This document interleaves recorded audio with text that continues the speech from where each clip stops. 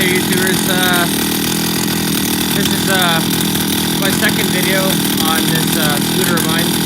It's a GSMoon Scooter. So the update this year is it's no longer a 33 kg. It's now a 43. I managed to mount the bigger motor to the scooter to make it go a little bit faster. Packs a lot more power, a lot more punch. Yeah, that's basically all I've really done to it. I've had to modify the frame a little bit to kind of compensate the motor size. Other than that, it was pretty much just a simple plug and play and a little bit of carb tuning. And actually, I'm going to get into the carb tuning.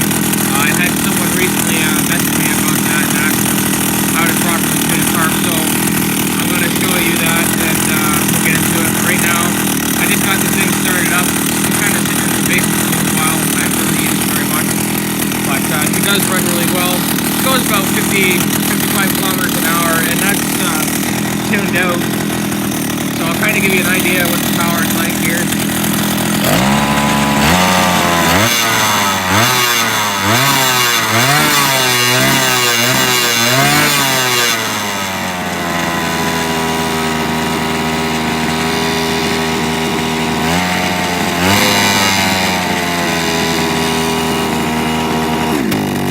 So yeah,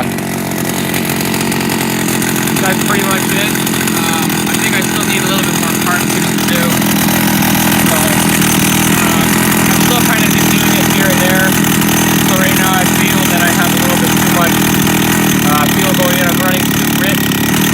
So I'm going to kind of lean it out right now by turning it clockwise.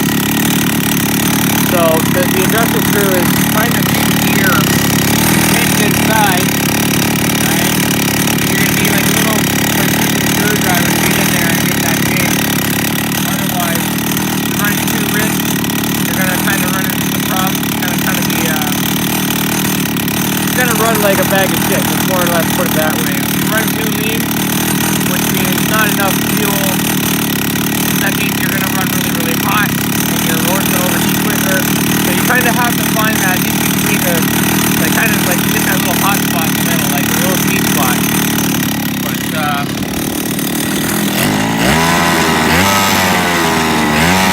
that sounds a lot better. So right there, I just adjusted the power at the low end. So that's a lot better. So yeah, just a little bit here and there.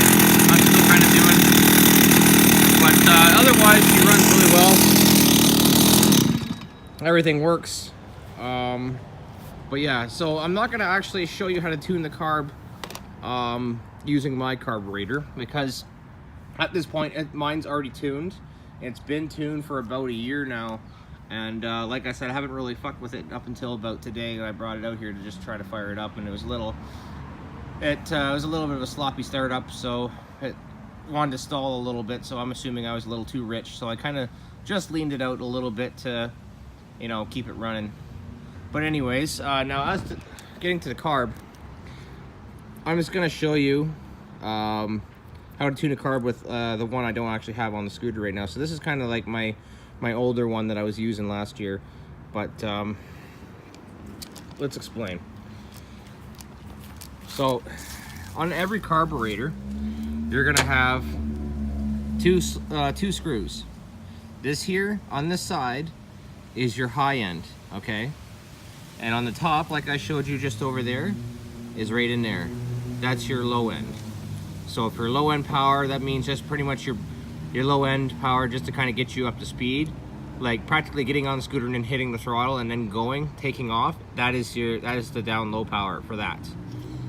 So if you find that your takeoff is a little sluggish, you may want to kind of either lean it out because you could be possibly running too much fuel, or you're running too lean and you're not getting enough fuel in there to run properly. So you kind of, like I said, you kind of have to get it set right in between the middle there. It's very tricky to kind of get it going from factory, just because it's not actually tuned to anything. It's just a carb that's practically out of the box. But I'll show you here the best way. Once you get your carb out of the box from factory, you're gonna want to set it up before you start doing anything with it. So,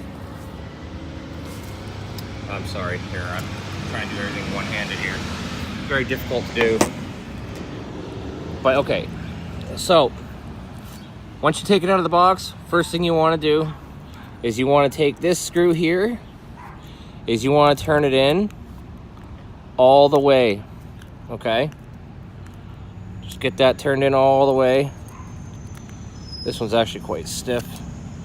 Okay, so once you get it turned in all the way, now what you want to do is you want to back it out, like back it out 3 turns completely. So, ooh. May want to use a bigger screwdriver. So there's 1, 2, 3. Now, you don't have to necessarily do 3 turns out. You could do 2.5 minimum, or you could just do 3. I do 3. That's a good starting point for your high end. So once you actually get it going, that's when you start tuning everything, like kind of fine tuning and getting into it. So now, as for the high end, out of the box, as soon as you put your carb onto the motor, it's not going to start up right away.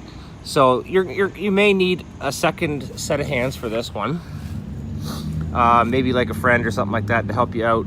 So what you're going to want to do is you're going to have your buddy pull the cord while you're adjusting this one.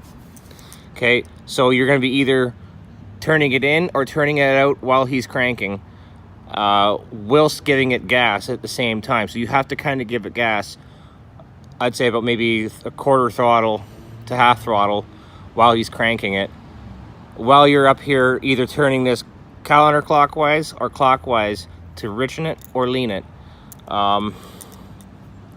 So once you kind of hear the motor almost like go to start, now you know you're in the right area.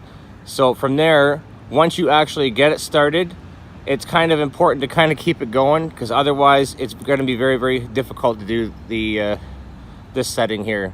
And like I said, it is tricky to do, but it does take a little bit of time and a little bit of learning and perfection techniques to get it right. It took me a little while to figure it out, but I eventually did figure it out. And once you do grasp the concept, it's very simple.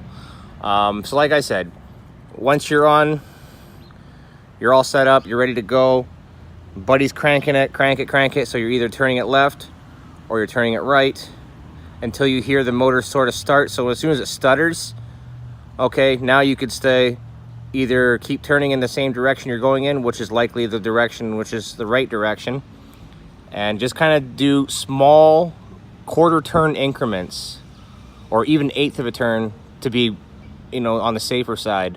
1/8 of a turn at a time. Every crank may want to do an 1/8 a turn, either counterclockwise or clockwise, until the motor starts. And once it gets started, you'll notice as soon as you either turn it slightly clockwise or counterclockwise, your motor will start to kind of rev a little bit faster, or it will slow down and choke out and pretty much stall.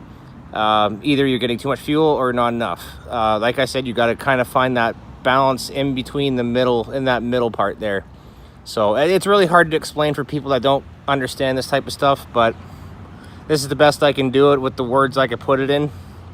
Other than that, this one here, this screw here is for your idle speed. So now once you get this here set up and actually get it running and idling, this you could turn clockwise to make it idle faster, or you could turn it out to make it idle slower. So this screw has nothing to do with speed. Shut the fuck up. This has nothing to do with speed. It's just idle speed. That's all it is. It's got nothing to do with your overall top speed while you're running full throttle. It's just once you get it started, this here helps keep it started and keeps it running without stalling. Other than that, that's pretty much all I could really tell you. If you are still having a hard time getting your carb going after this video, the best thing to do is just, the logical thing to do is go on YouTube and watch another video, and someone will probably explain it a little bit better.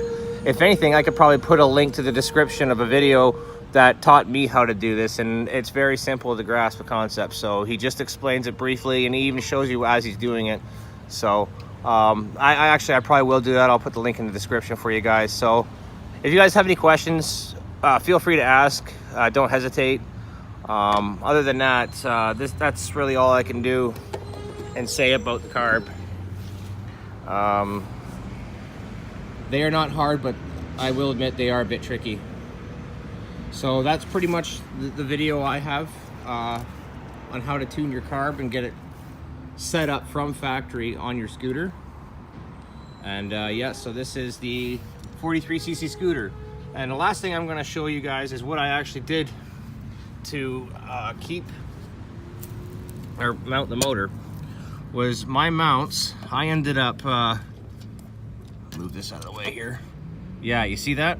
I kind of had to bend out the mounting studs there a little bit to compensate for the motor size.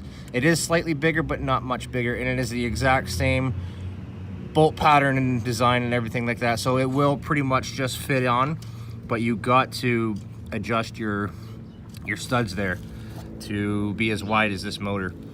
It is slightly bigger than the 33. It is a lot better. It does pull you around a lot better.